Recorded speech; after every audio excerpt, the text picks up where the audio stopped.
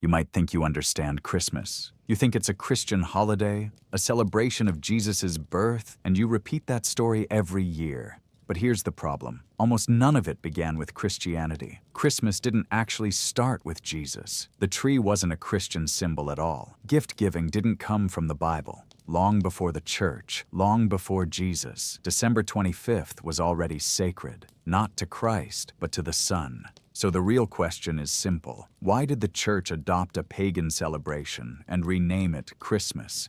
Tonight we're examining history, not attacking faith. And once you see where Christmas really came from, you can't unsee it. Picture this. You're standing in the ancient world thousands of years before Christianity existed. No churches, no Bibles, no concept of Jesus Christ. But December. December was already the most important time of year, not because of any religious doctrine, not because some prophet declared it holy, but because of something far more primal. Something that dictated whether your family would survive until spring. The sun was dying. Every day it rose lower in the sky. Every night lasted longer than the one before. The world grew darker, colder, more hostile. And if you were an ancient human watching this happen, you had no scientific explanation for why it was occurring. All you knew was that the source of all life, warmth, light, the growth of crops, was abandoning you. And you had no guarantee it would ever come back. This is the psychological reality that shaped human civilization for millennia.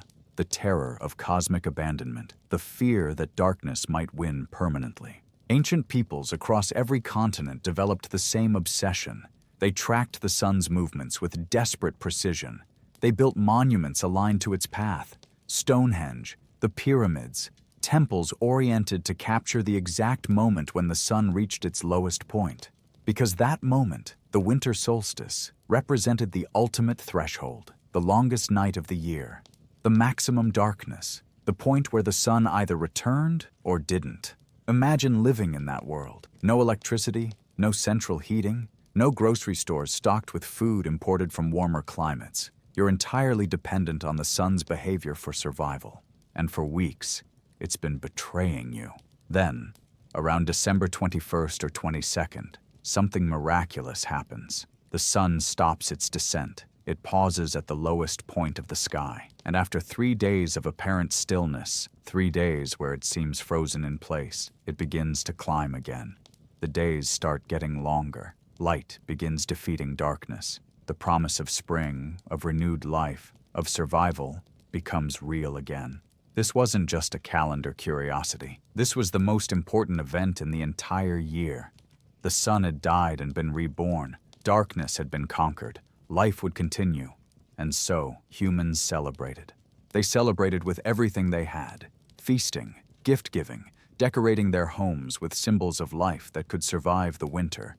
Evergreen plants that stayed green even when everything else died. They lit fires and candles to encourage the sun's return. They sang and danced and defied the darkness with noise and joy. These celebrations weren't random folk traditions. They were survival rituals elevated to spiritual significance. The sun wasn't just a ball of plasma in the sky. It was divine, the ultimate giver of life, the unconquerable force that defeated death itself every single year.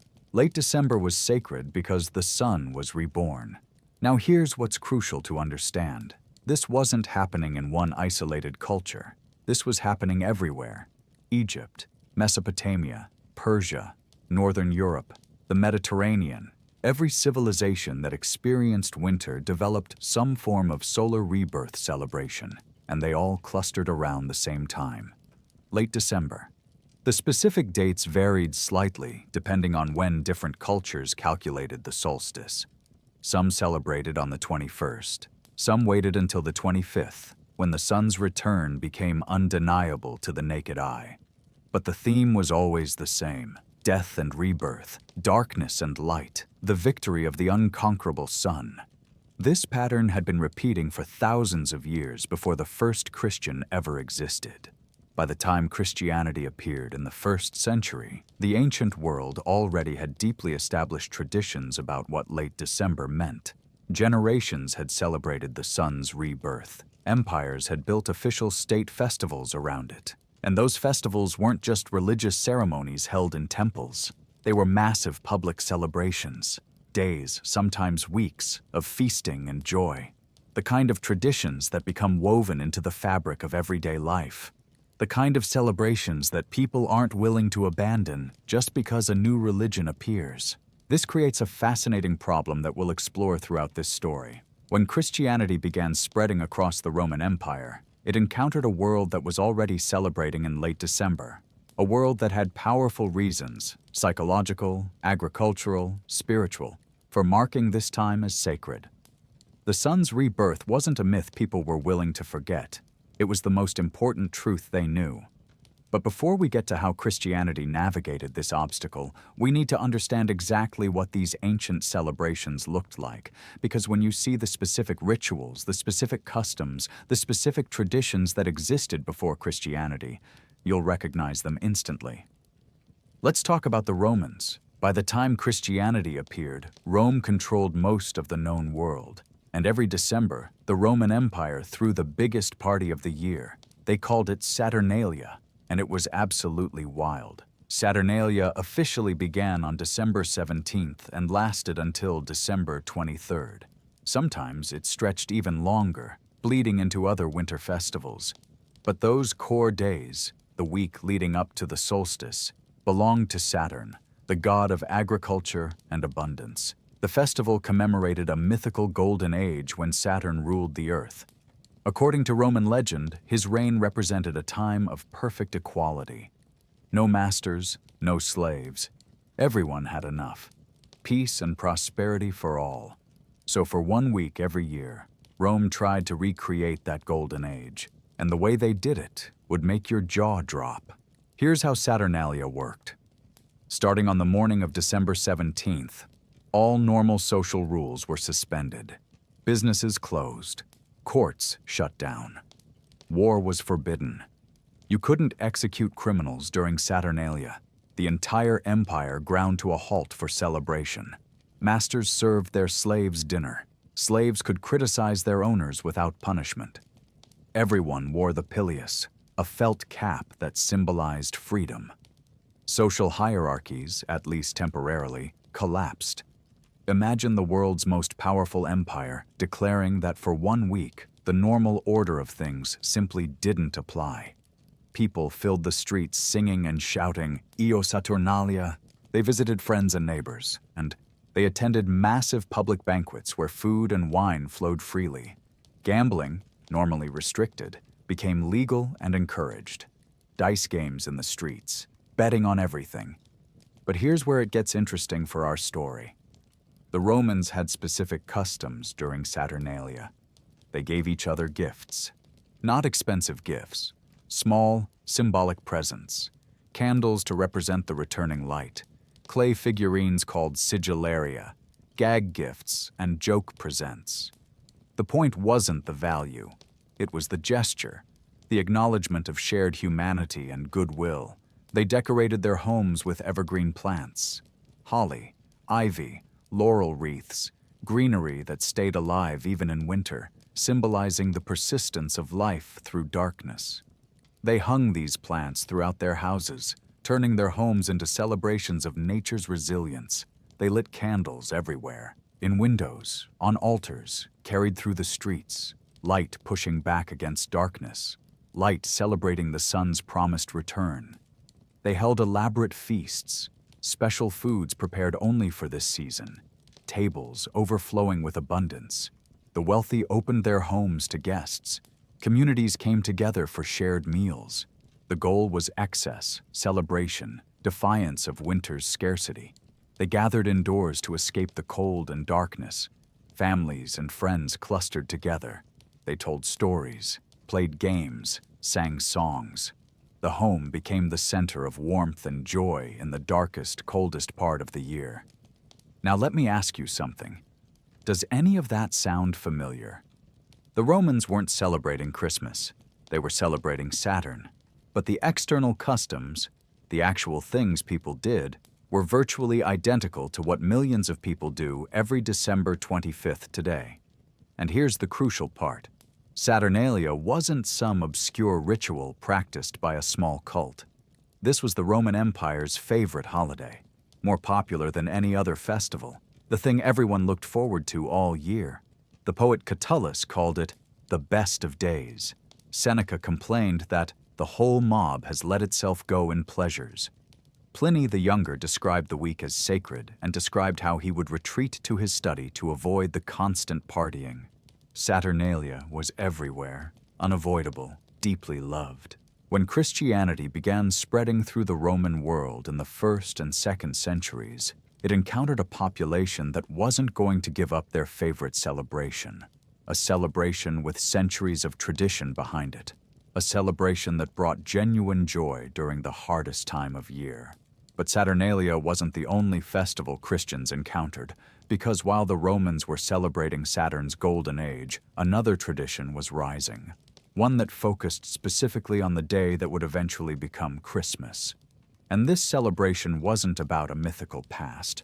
It was about a god who was very much present, very powerful, and officially endorsed by the emperor himself, a god who was quite literally called the Unconquered Sun.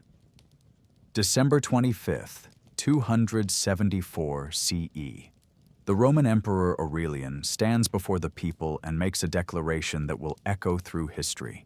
He establishes a new official state religion, a unifying cult to bind the fractured empire together, and he dedicates it to a god whose power no one can deny, Sol Invictus, the unconquered sun. Aurelian didn't invent solar worship. The sun had been revered across the empire for centuries under different names: Helios in Greece, Sol in Rome, Mithras in the mystery cults. But Aurelian did something unprecedented. He made the sun god the official protector of Rome. He built a massive temple to Sol Invictus in the heart of the city. He established a college of priests, the Pontifices Solis, to maintain the cult. He put the sun's image on imperial coins with the inscription, Sol Invictus comes, the unconquered sun, companion of the emperor. And he declared the sun god's official birthday to be December 25th, Dies Natalis Solis Invicti, the birthday of the unconquered sun. This wasn't arbitrary. December 25th sat right after the winter solstice, the moment when the sun's rebirth became undeniable. After 3 days of apparent stillness following the solstice, the sun's movement northward could be detected again. The sun had conquered death. It had survived the longest night. And on December 25th, its victory was complete. Think about what this means. Nearly 50 years before Christianity became legal in the Roman Empire, the emperor had already declared December 25th a sacred day, not to Jesus, to the sun itself. The celebration of Sol Invictus became enormous. Public games, chariot races, distributions of food to the people. The day became a major imperial festival, marked with the same energy and enthusiasm as Saturnalia. The cult's influence spread rapidly throughout the empire. Aurelian didn't just build one temple, he established Sol Invictus as the supreme deity of Rome. The god's image appeared on coins distributed across every province, stamped with rays of light emanating from his crowned head. Soldiers carried standards bearing the sun's symbol into battle. Government officials swore oaths before solar altars. The temple itself was magnificent.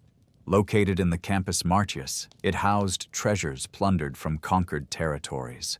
Priests performed daily rituals at sunrise, greeting the unconquered sun as it began its journey across the sky. On December 25th, the temple overflowed with worshippers, sacrifices, and celebration. This wasn't a fringe religious movement. This was state-sponsored solar monotheism, backed by imperial authority and woven into the fabric of Roman civic life. And it made perfect sense to the Roman mind. The emperor's power came from the gods. The greatest god was the sun, the source of all light, all life, all victory. By linking his rule to Sol Invictus, Aurelian was claiming divine mandate. The symbolism was everywhere. Sol Invictus was depicted with a radiant crown, light streaming from his head.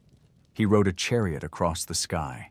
He was called the All-Seeing One because the sun's light revealed everything. He brought victory in battle, prosperity and peace, life to all creation. The unconquered sun couldn't be defeated. Darkness could never win. Every day he rose. Every winter he returned. This wasn't just mythology. This was observable reality, elevated to divine truth.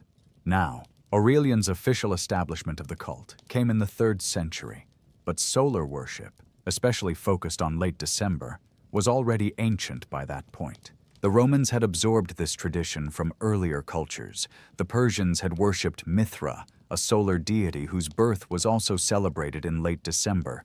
Mystery cults throughout the empire revered the sun as the ultimate divine principle. But here's where the story takes a fascinating turn. When Christianity appeared on the scene, it was competing with an extremely popular, imperially endorsed solar cult, a religion that celebrated its god's birthday on December 25th with massive public festivals. And early Christians had to make a choice.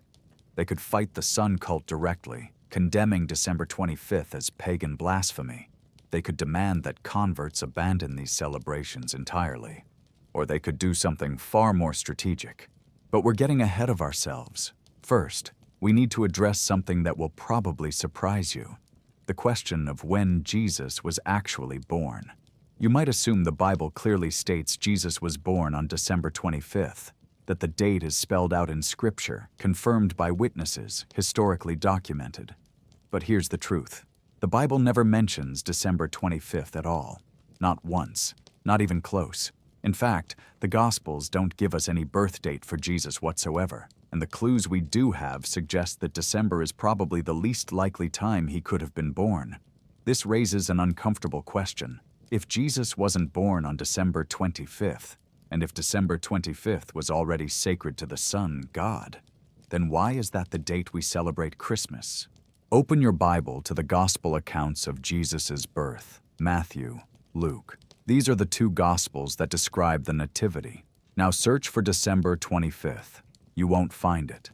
Search for any specific date, any month, any reference to winter celebrations or the solstice or anything that would indicate when this event occurred. Nothing. The Bible is completely silent about when Jesus was born. Matthew mentions Magi following a star, Herod's paranoia, and a flight to Egypt.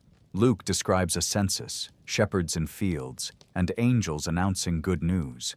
Both Gospels give us narrative details, theological significance, genealogies, but neither gives us a date. This isn't an oversight. Early Christians simply didn't consider Jesus' birth date important enough to record. In fact, for the first 3 centuries of Christianity, most believers didn't celebrate Jesus' birth at all. Why? Because birthday celebrations were seen as pagan customs. The early church father Origen explicitly condemned birthday celebrations, calling them a pagan practice unworthy of Christians. According to biblical scholar Andrew McGowan, Christmas didn't become widely celebrated until the 4th century, 300 years after Jesus died. So how do we know December 25th is wrong? Let's look at the clues we do have. Luke's Gospel mentions shepherds watching their flocks in the fields at night. This is significant. In 1st century Judea, shepherds didn't keep their flocks outdoors during winter. The rainy season ran from November through March, and nights were too cold for outdoor sheep management. Shepherds brought flocks in from the fields around October and kept them sheltered until spring. If shepherds were outdoors with their flocks, Jesus was most likely born during warmer months, spring, summer, or early fall, not December. Then there's the census.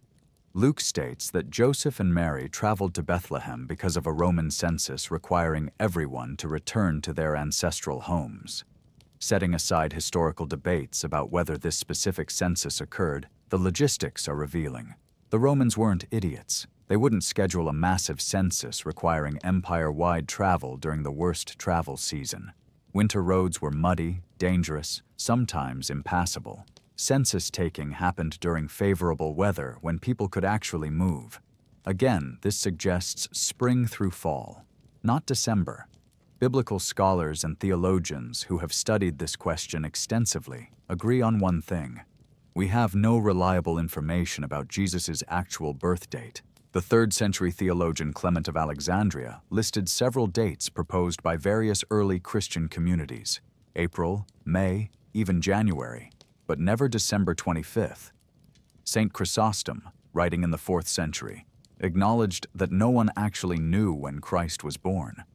The date simply wasn't important to the earliest Christians. So when did December 25th appear? The first clear reference to December 25th as Jesus' birth date comes from a Roman calendar entry in 336 CE, the same century Christianity became the official religion of the Roman Empire.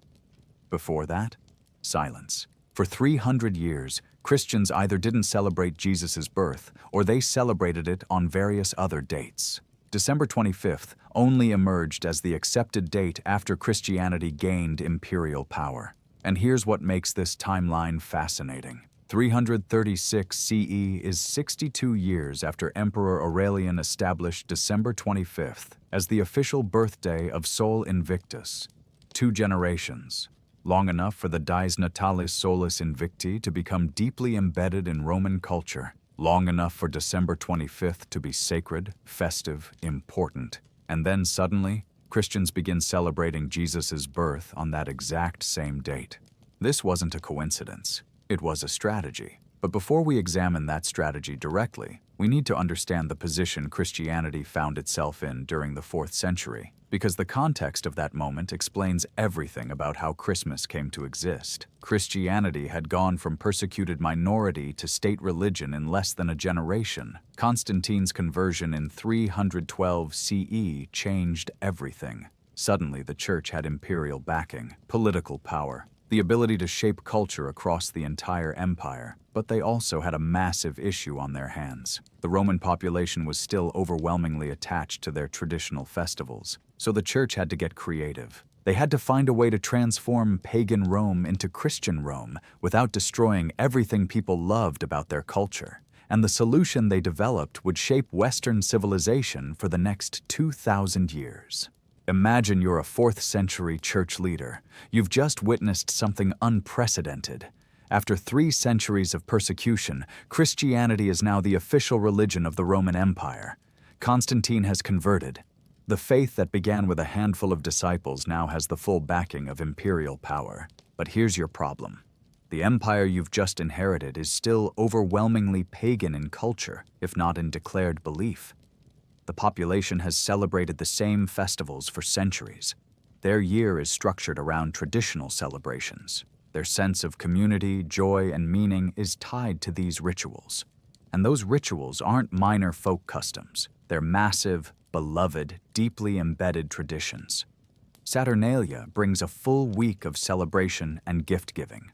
Dies Natalis Solis Invicti marks December 25th with imperial games and feasting. Spring festivals honor fertility and renewal. Summer celebrations mark harvests. Every month has some tradition connecting people to their ancestors, their communities, their sense of cosmic order. You can't simply ban all of this. If you try to erase every pagan practice, you'll create massive social upheaval. People will resent the church. They'll practice the old ways in secret. They might even abandon Christianity entirely, rather than give up the festivals that give their lives structure and meaning. So you need a different approach. And this is where church leadership proved genuinely brilliant, in a calculating, strategic way. They developed what we might today call a rebrand strategy. Instead of destroying pagan festivals, they would repurpose them. Instead of banning sacred days, they would give those days new Christian meanings. Instead of fighting the calendar that already existed, they would baptize it. Pope Gregory I, writing in the 6th century, made this strategy explicit. He instructed missionaries in Britain not to destroy pagan temples, but to convert them into churches. Don't ban festivals, transform them. In a letter that still survives, Gregory wrote that familiar festivals should be retained, but given a new significance in terms of the God we serve. This wasn't subtle. Church leadership openly acknowledged they were deliberately adopting pagan customs and reinterpreting them as Christian. And this strategy played out across the entire calendar, not just with Christmas. Spring fertility festivals celebrating the goddess Eostre became Easter, commemorating Christ's resurrection. The timing stayed the same, tied to the spring equinox and lunar cycles, But the meaning shifted from celebrating nature's renewal to celebrating Christ's victory over death. November 1st had been Samhain, the Celtic festival when the boundary between worlds grew thin and the dead could return. The Church transformed it into All Saints' Day, still honoring the dead, but now through Christian theology of saints and martyrs rather than pagan ancestor veneration. We actually have an entire video on this, you can check it out later.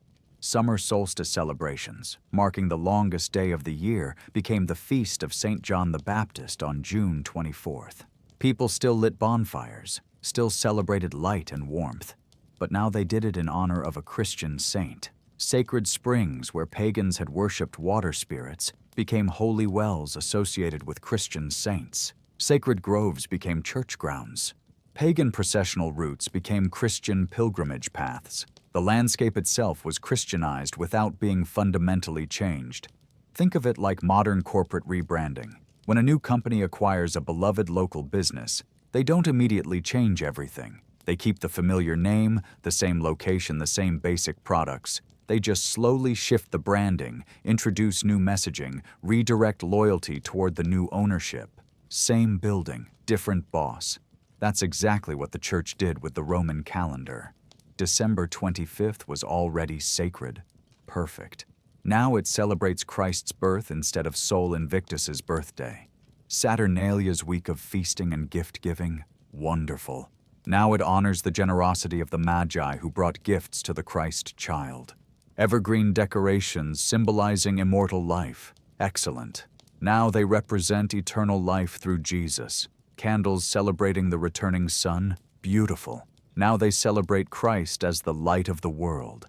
Every pagan symbol, every traditional practice, every beloved custom was given a Christian explanation. And here's the genius of this approach. It worked.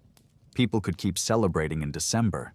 They could keep exchanging gifts, decorating with greenery, feasting with family. The external practices, the things that actually made the festivals enjoyable, remained unchanged. Only the official theological explanation was different. This strategy allowed Christianity to spread without destroying the social fabric that held communities together. It let newly converted pagans keep their traditions while claiming they were now celebrating Christian truths. But let's be clear about what this means. The customs of Christmas, the actual things people do, didn't originate from Christian theology or biblical mandate. They originated from pre-Christian winter festivals that Christianity inherited and reinterpreted. The timing of Christmas, its symbols, its practices, its entire cultural form came from the pagan world. Christianity provided the new story, but the celebration itself, that was already there. Now, this process didn't happen overnight. It took centuries for these adaptations to spread throughout the Christian world and become standardized. Different regions adopted Christmas at different speeds. Some areas celebrated it by the 4th century. Others took until the Middle Ages. But the pattern was consistent everywhere Christianity spread. Existing festivals were baptized with Christian meaning while retaining their pagan forms. And the population largely accepted this arrangement because they didn't have to sacrifice the traditions they loved. You might wonder, didn't anyone object? Didn't church fathers recognize they were adopting pagan practices? Of course they did. Tertullian, in the 2nd century, condemned Christians who participated in pagan festivals. He understood exactly what was happening and argued against it. But Tertullian lost that argument. By the 4th century, church leadership had decided that conversion mattered more than purity. Growing the faith mattered more than maintaining theological boundaries. Building a Christian civilization required pragmatism, not idealism. And so Christianity absorbed the festivals it couldn't eliminate. This wasn't unique to Christmas, by the way. Easter's timing is based on pagan lunar calculations, adopted from spring fertility festivals. All Saints' Day in November was deliberately placed to coincide with Celtic Samhain. Christian holidays mapped onto the pagan calendar systematically. But Christmas is the most obvious example, the most visible, the most thoroughly preserved pagan celebration in Christian clothing. And once you see this pattern, you start noticing it everywhere in modern Christmas traditions. The decorations, the imagery, the symbols we associate with the holiday, none of them come from the Bible. None of them emerge naturally from the story of Jesus' birth. They are all inheritances from the pagan past. Let's examine them one by one. Walk into any home during Christmas season. What do you see? A tree? Lights? Wrapped presents underneath? Wreaths on the door? Maybe mistletoe hanging in the doorway? Houses decorated with evergreen garlands? Candles in the windows? Now, open the Bible to the Nativity story. Search for any mention of these things. Trees? Not there. Lights and decorations? Not there. Gift-giving traditions? Not there. None of the visual culture of Christmas comes from the gospel accounts. None of it has any connection to Jesus' birth. So where did all of it come from? Let's start with the most obvious symbol, the Christmas tree. The tradition of bringing an evergreen tree indoors and decorating it predates Christianity by thousands of years. Ancient cultures revered evergreen plants because they seemed to possess magical properties. In the dead of winter, when all other vegetation died or went dormant, evergreen trees stayed alive, green, thriving, apparently immortal. To ancient peoples, this was profound. These plants possessed life force that couldn't be killed by winter's darkness. They represented resilience, immortality, the persistence of nature's power even in the face of death. The Romans decorated with evergreen boughs during Saturnalia, as we've already discussed. But the practice goes back much further. The Egyptians brought palm branches indoors during winter solstice. Ancient Celts decorated with holly and ivy, believing these plants possessed protective spirits. Germanic tribes venerated sacred evergreen trees, seeing them as homes for forest spirits that needed to be honored during the darkest time of year. The modern Christmas tree tradition specifically comes from medieval Germany, where Christians continued the pagan practice of bringing evergreen trees indoors during winter. By the 16th century, Germans were decorating these trees with candles, fruits, and small ornaments. When the tradition spread to other countries, church leaders tried to provide Christian explanations. Martin Luther supposedly was inspired to add candles to trees after seeing stars through evergreen branches. The tree's triangular shape was said to represent the Trinity. But these explanations came centuries after the practice was already established. The tree came first. The Christian reasoning was retrofitted onto a pagan tradition. Now let's talk about lights, candles, string lights, luminarias. The entire practice of decorating with light during winter has pre-Christian origins. As we discussed earlier, ancient peoples lit candles and fires during solstice to encourage the sun's return. Light was sympathetic magic. By creating light yourself, you help the sun remember its duty to shine. Romans filled their homes with candles during Saturnalia. Germanic tribes lit bonfires during Yule. Scandinavian cultures celebrated with firelight to push back the long polar nights. The practice of putting candles in windows specifically comes from Irish and British folk traditions. The light in the window welcomed spirits, guided travelers, demonstrated hospitality. It was a beacon in darkness. Christians later claimed these lights represented Christ as the light of the world from the Gospel of John. Beautiful symbolism. But the practice existed long before anyone applied that interpretation to it. Today we use electric lights instead of candles. We wrap entire houses in illumination, but we're performing the same ritual our ancestors did, defying winter's darkness with our own created light. What about gift giving? The New Testament mentions the Magi bringing gifts to the Christ child: gold, frankincense, and myrrh. This is often cited as the biblical basis for Christmas presents. But the Magi were giving gifts to a divine being, not exchanging gifts with each other. And the gospel doesn't command Christians to exchange gifts in commemoration. The actual practice of exchanging gifts during late December comes directly from Saturnalia, where Romans gave small presents to friends and family as tokens of goodwill. The tradition continued through medieval times with various names: Boxing Day gifts, New Year's tokens. The commercial Christmas gift-giving culture we know today really exploded in the 19th century when industrial manufacturing made consumer goods widely available. But the core practice, exchanging presents in late December, has pagan origins, later justified by the Magi story. Let's look at wreaths, circular decorations made from evergreen branches, often hung on doors. Where does this come from? Ancient Rome again. The circular wreath symbolized the sun's eternal cycle. No beginning, no end. Perfect circular movement through the seasons. Romans made wreaths from laurel, holly, and other evergreens as symbols of victory and eternal life. Christians adopted the symbol, interpreting the circle as representing God's eternal nature and the evergreens as everlasting life through Christ. New meaning, old practice. And then there's the Yule log, a tradition that's faded somewhat in modern times but was once central to winter celebrations. In pre-Christian Northern Europe, families would select a massive log, often from oak or ash trees considered sacred, and bring it into their homes during the winter solstice. The log would be ceremonially lit, often using a piece saved from the previous year's log, and kept burning throughout the 12 days of Yule. The burning log represented the sun's warmth and power. As long as it burned, the household was protected from darkness and evil spirits. Ashes from the Yule log were saved and scattered in fields to ensure fertility and good harvests in the coming year. When Christianity absorbed this tradition, the Yule log became a Christmas log. Families still burned it, still saved the ashes, still performed the same rituals. But now they blessed the log with Christian prayers and claimed it honored Christ rather than the sun. The practice remained identical. Only the words spoken over it changed.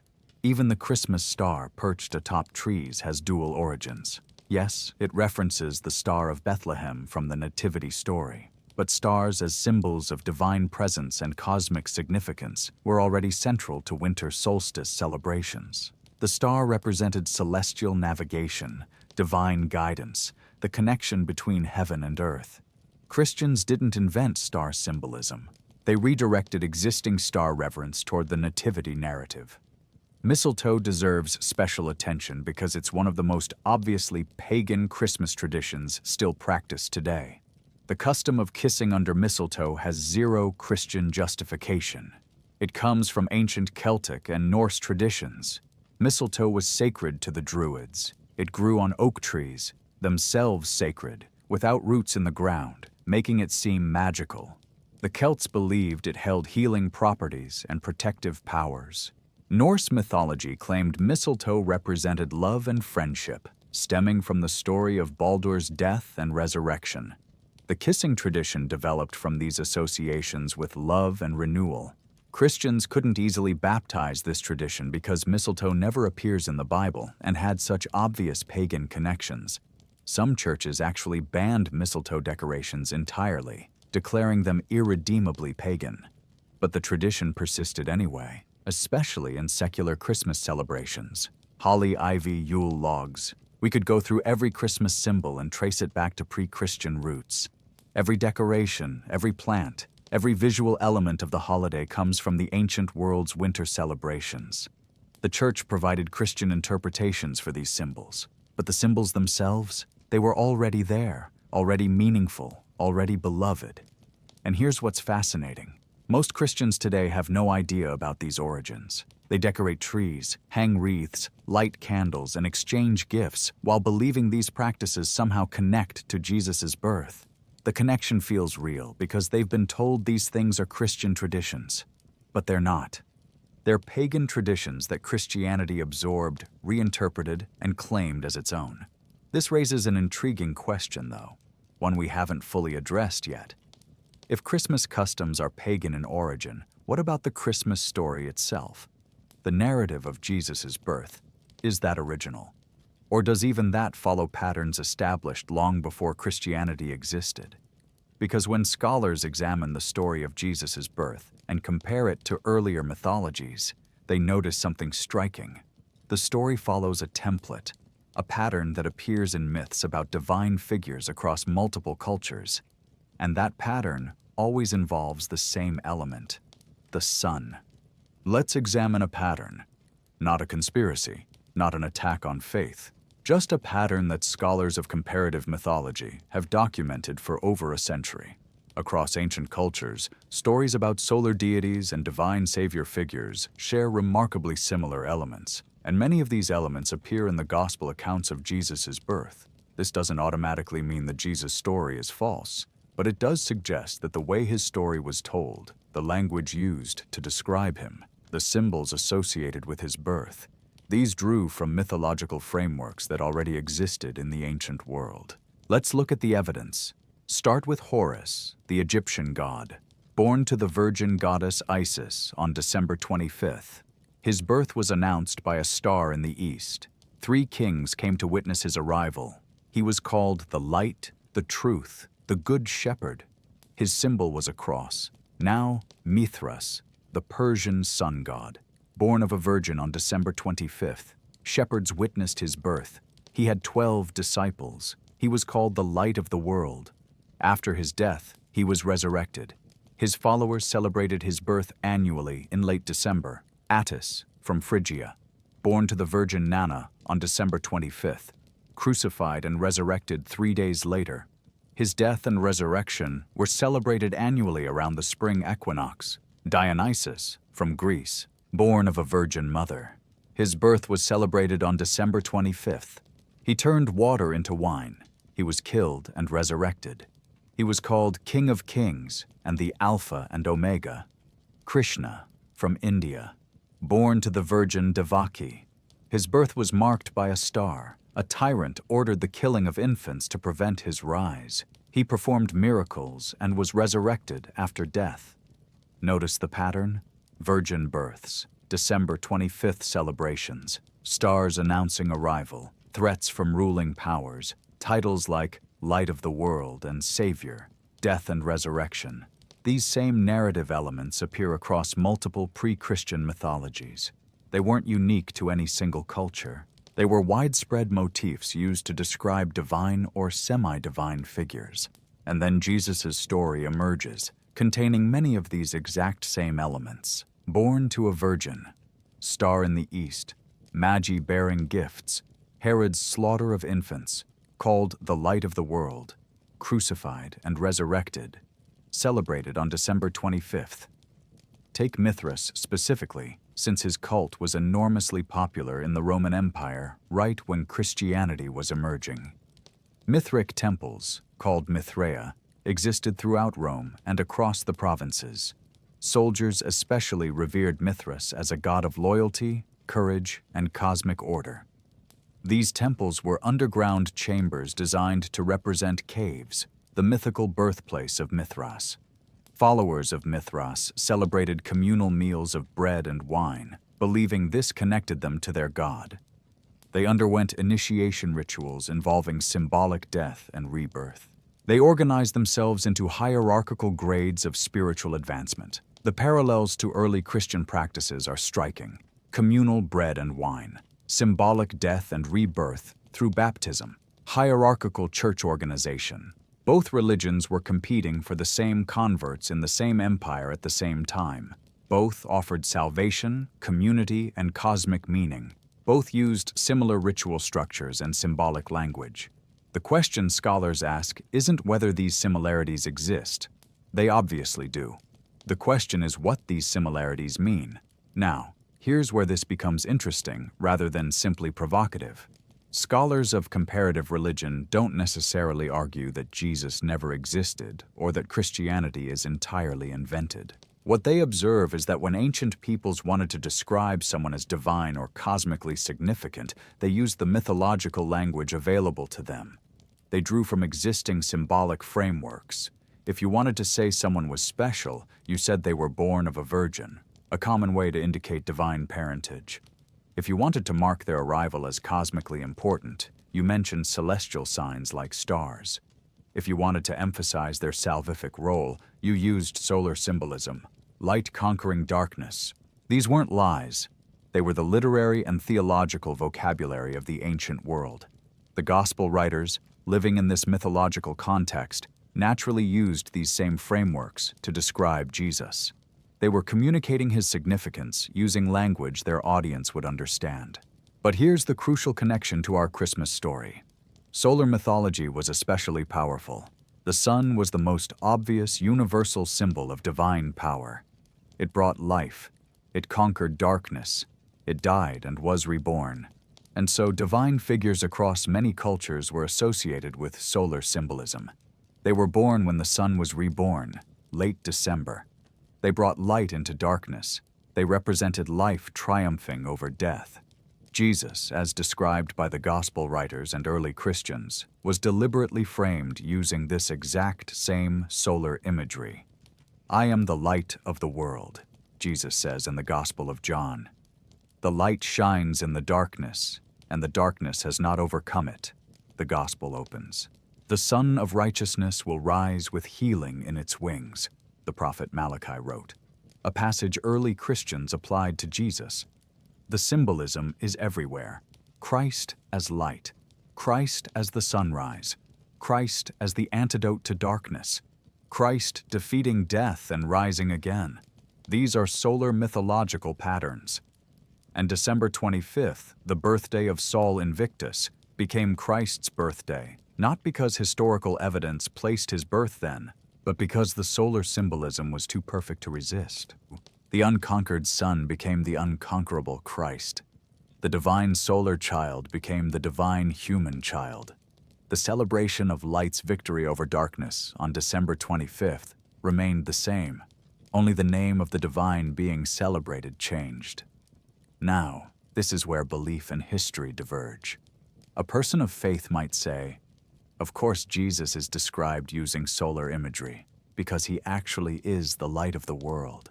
The symbolism is true because he's the real divine figure these myths were anticipating. A skeptical scholar might say, Jesus' story follows mythological patterns because it was constructed using those patterns. The similarities aren't coincidental. They're evidence of myth-making. Both interpretations can't be proved definitively. History can show us the patterns. It can document the similarities. It can demonstrate that December 25th was sacred to solar deities before it was sacred to Christ. But history can't tell you which interpretation is true. What history can tell you is this: the Christmas story, as we know it, is told using mythological language and symbolism that predates Christianity. The date of Christmas comes from pre-Christian solar celebrations. The customs of Christmas come from pagan winter festivals. Christianity didn't invent December 25th as a sacred day. It inherited it, and in inheriting it, Christianity became the guardian of traditions that are far older than the faith itself. This brings us to a question we've been dancing around this entire time. Why didn't the church ever correct this? The answer reveals something fundamental about how religious institutions operate. Imagine you're a church leader in the year 800 CE. Christmas has been celebrated on December 25th for over 400 years. Entire cultures have built their understanding of Christianity around this date. Children grow up hearing the Nativity story and associating it with late December. The date is woven into liturgical calendars, ecclesiastical traditions, and folk customs. And then someone asks, shouldn't we correct this? Shouldn't we admit Jesus wasn't actually born on December 25th? What would happen if you said yes? First, you'd undermine centuries of tradition. People don't respond well when you tell them the things they've believed since childhood are based on mistakes or convenient adaptations. Second, you'd raise uncomfortable questions about what else the church might have gotten wrong. If Christmas was adapted from paganism, what about Easter? What about other doctrines and traditions? Once you admit one major tradition has non-Christian origins, people start questioning everything. Third, and most importantly, you'd lose the cultural power that comes with owning late December. Christmas gives the church relevance during the darkest, coldest part of the year. It positions Christianity at the center of year-end celebrations, family gatherings, and cultural identity. Abandoning December 25th would mean surrendering that cultural territory. And surrendering territory, for any institution, is unthinkable. So the church never corrected the story. Not in the 800s, not in the 1200s, not during the Reformation, when Protestants were supposedly getting back to biblical basics. Not in modern times when historical scholarship has definitively shown December 25th is unrelated to Jesus' actual birth. The tradition became too valuable to abandon. Think about how institutions actually behave. Not how they say they behave, but how they actually operate. Institutions prioritize stability over accuracy, tradition over truth, continuity over correction. This isn't unique to religion. Governments maintain founding myths that historians know are simplified or false. Corporations preserve origin stories that don't match documentary evidence. Families pass down stories that become more legend than history with each generation. Once a narrative becomes central to group identity, correcting it becomes dangerous. The Church, throughout its history, has protected traditions that serve institutional goals, even when those traditions lack biblical or historical support. Christmas became the Church's celebration, even though it originated in paganism, because maintaining it served the Church's interests. And the population? They didn't want the correction either. People love Christmas. They love the traditions, the decorations, the gifts, the gathering of family. They love the familiar rituals that connect them to their childhoods, to their communities, to their sense of meaning and belonging. Telling people, actually, this is all pagan, doesn't inspire gratitude. It inspires defensiveness. So an unspoken agreement emerged over centuries. Church leaders wouldn't emphasize Christmas's pagan origins. Believers wouldn't ask uncomfortable questions about where their traditions came from. And everyone could enjoy the holiday without cognitive dissonance. This worked remarkably well for most of Christian history.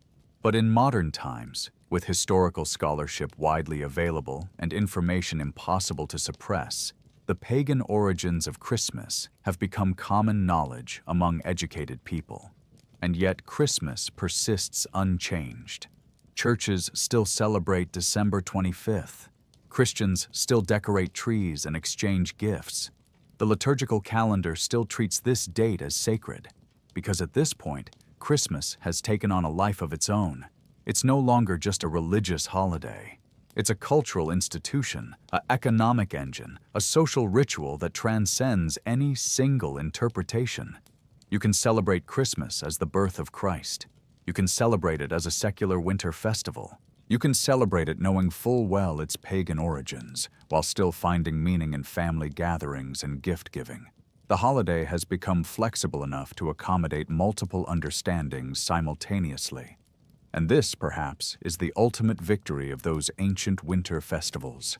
They survived by adapting. They persisted by becoming whatever each culture needed them to be. The Romans needed a celebration of social inversion and agricultural abundance. They got Saturnalia. The imperial cult needed a birthday for the invincible sun. They got December 25th. Christians needed a celebration that could compete with pagan festivals. They got Christmas. Modern secular society needs a year-end celebration of family and consumerism. Christmas adapted again. The core impulse remained the same throughout. Humans need something to celebrate during the darkest time of year. Something that brings light, joy, and community when the world is cold and dark. The name changes. The theological explanation shifts. But the celebration itself, that's been happening for thousands of years, and it will probably continue for thousands more, under whatever name future cultures give it. So what is Christmas? Let's synthesize everything we've discovered. Christmas, as we know it, is a layered tradition. At its deepest level, it's a human response to winter darkness, the psychological need to celebrate when the sun returns, the impulse to gather together, create light and warmth, feast and give gifts when the world is cold and scarce. This impulse is older than civilization, as old as humanity's relationship with the seasons. On top of that foundation, ancient cultures built specific festivals. Saturnalia in Rome, Dies Natalis Solis Invicti, Germanic Yule celebrations, Celtic winter solstice rituals. Each culture expressed the universal impulse through their own mythology and customs. Then Christianity arrived and added another layer. The birth of Christ became the theological explanation for why late December was sacred. Jesus, as the light of the world, replaced the unconquered sun. The Magi's gifts replaced Saturnalia's present exchanges. Eternal life through Christ replaced evergreen immortality symbolism. But the underlying practices remained essentially unchanged. You could take someone from ancient Rome, transport them to a modern Christmas celebration, and they would recognize almost everything. The decorated trees, the gift-giving, the feasting, the lights against darkness, the gathering of family and friends. They wouldn't understand the nativity scene, the Jesus references, or the Christian hymns. But the external celebration? That would feel utterly familiar, because Christmas is fundamentally a continuation of pre-Christian winter festivals, with Christian meaning layered on top. Now, does this make Christmas false? That depends on what you mean by false. If you mean, is the historical claim that Jesus was born on December 25th accurate? Then yes, it's false. The evidence clearly shows December 25th was chosen for symbolic and strategic reasons, not historical ones. If you mean, are Christmas traditions biblically mandated? Then yes, that's false too. Almost nothing about how we celebrate Christmas comes from Scripture. But if you mean, is Christmas meaningful? That's a different question entirely. Meaning doesn't require historical accuracy. Meaning comes from what something represents to you, what it connects you to, how it shapes your experience of being alive. For Christians, Christmas can be deeply meaningful as a celebration of Christ's entry into the world, regardless of whether the historical Jesus was actually born on that date. For secular people, Christmas can be meaningful as a cultural tradition of generosity, family connection, and defiance of winter darkness. For historians and anthropologists, Christmas is meaningful as a perfect example of how cultures evolve, adapt, and layer new meanings onto ancient practices. All of these meanings can coexist. The pagan origins don't invalidate Christian belief. Christian theology doesn't erase the pre-Christian foundations, and modern secular celebration doesn't destroy either the pagan or Christian layers. Christmas has become large enough to contain multiple truths simultaneously, and understanding this history doesn't destroy Christmas. It reveals Christmas for what it truly is, a celebration as old as winter itself, constantly evolving, constantly adapting, always serving humanity's need for joy and community during the darkest time of year. The sun returns every December, regardless of what we call it or what God we thank for its return. And humans celebrate that return, regardless of what tradition they belong to.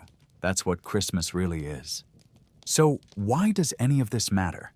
You already celebrate Christmas. You probably love it. Why complicate something joyful by digging into its pagan past? Here's why, and what does matter. Understanding versus ignorance. You can celebrate Christmas with full awareness of its pagan origins and still find it meaningful. What becomes problematic is celebrating blindly. Ignorance doesn't protect meaning. It just makes you easier to manipulate. When you understand where Christmas actually came from, you gain something valuable: perspective. Because when you choose to celebrate Christmas knowing its full history, that's a more meaningful choice than celebrating it out of unexamined habit. Think about it. Right now, millions of people will put up trees, hang lights, exchange gifts, and gather for feasts without ever asking why they're doing these things. They'll repeat traditions their parents taught them, which their parents learned, stretching back generations. And there's nothing wrong with tradition, but there's something powerful about conscious celebration. When you know that humans have been lighting fires against winter darkness for thousands of years, your candles mean more. When you understand that evergreen decorations symbolized immortal life to ancient peoples, your tree connects you to something older than Christianity. When you recognize that gift-giving was a pagan practice of social bonding during the hardest season, your presents carry the weight of that ancient impulse toward generosity and community. You're not just following instructions, you're participating in something vast and human.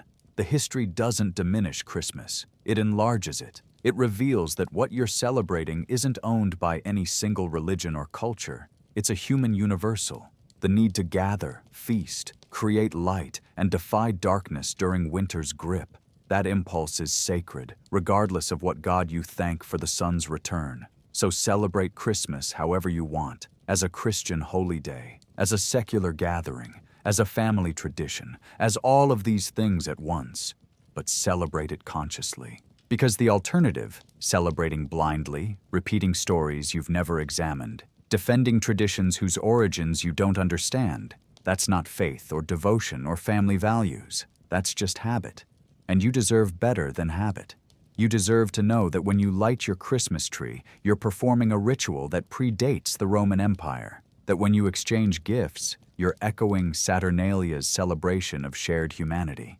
That when you gather your family, you're answering the same call to community that humans have answered for millennia. The truth doesn't take away the magic. It reveals that the magic was always bigger than you thought.